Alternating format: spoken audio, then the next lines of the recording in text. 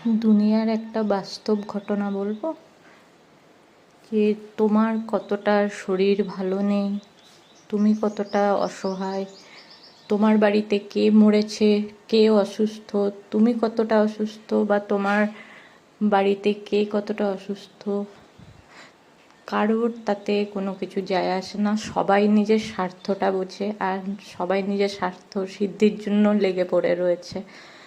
তো নিজেরটা সবসময় নিজেকেই বুঝে নিতে হয়।